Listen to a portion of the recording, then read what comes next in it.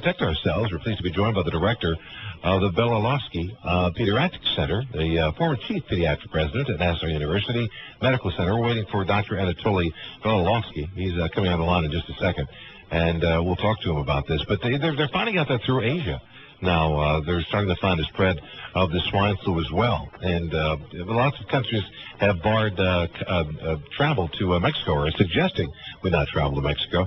But now we're pleased to be joined by Dr. Belilovsky. Thank you, Doctor, for joining us this morning. Good morning to you. Thanks for having me. Good morning. Good morning. Doctor, is there anything preemptively that we can do to protect ourselves? You know, we hear about washing hands and that, but what about, say, the flu vaccine? Is that not going to help with this particular strain?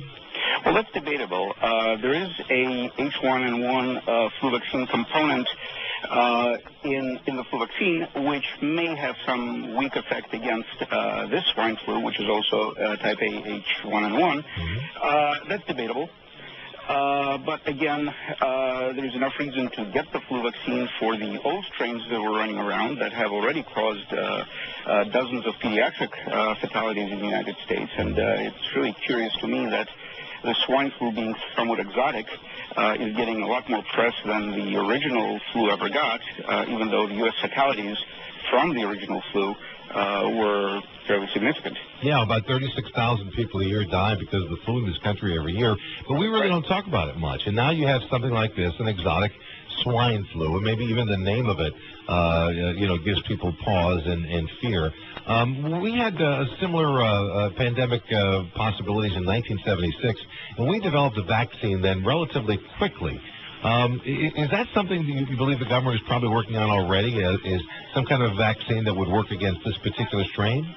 I'm sure it is, but the flu vaccine that was developed in the 1970s was developed in great haste, and it may have been problematic in some ways. It may have caused Guillain-Barré syndrome in some people. Right.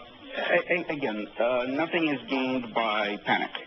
And the good news about this one is it appears not to be very severe, at least where we can see. None of the confirmed cases and none of my suspected cases, and I have had 3 people test positive for flu A yesterday. None of the cases I suspect or that have been confirmed have been not only fatal, but anywhere near severe. In fact, I saw a whole lot more miserable-looking children 6 weeks ago with the garden variety flu than the kids that came out positive now. They didn't look nearly as sick. Right.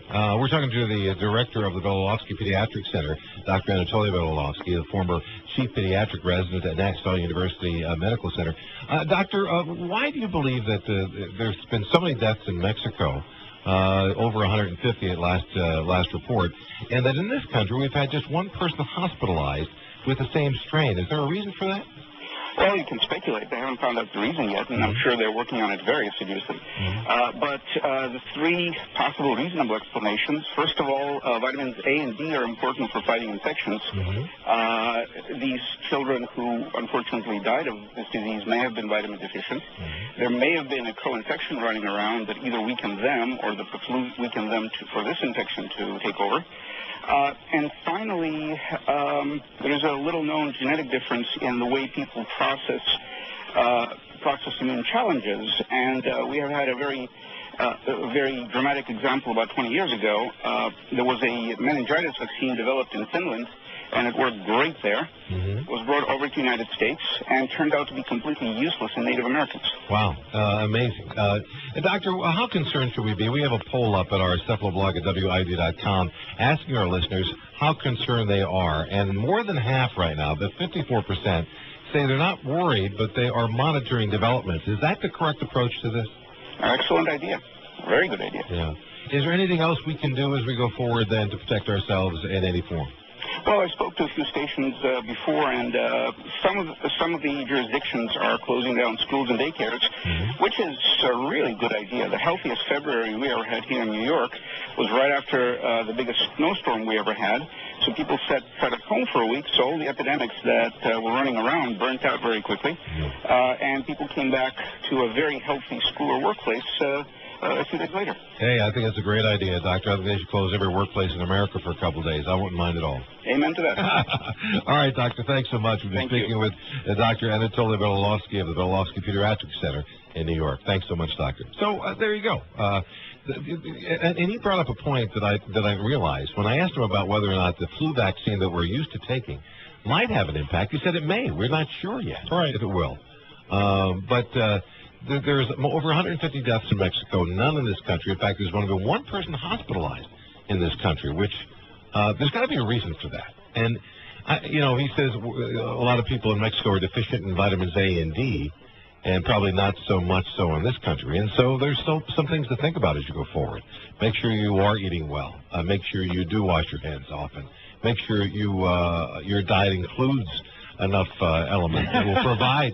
It's simply health. I was just thinking he was very sensible and well-spoken, unlike our Secretary of Homeland Security, who was, I thought, a complete disaster while talking about this whole thing yesterday. You mean she's just Pat? Yes. We are proceeding as if we are preparatory to a full pandemic. We don't know that a pandemic actually will occur, but because we want to make sure that we have equipment where it needs to be, people where they need to be. As Secretary of Homeland Security Janet Napolitano. See, we don't have, here's the problem that I have with this. We do not have a Surgeon General in this country. And you don't need a Surgeon General very often. You really don't. Mitch Caesar was talking to us about, someone who's really going to be an activist, not just someone who's the face.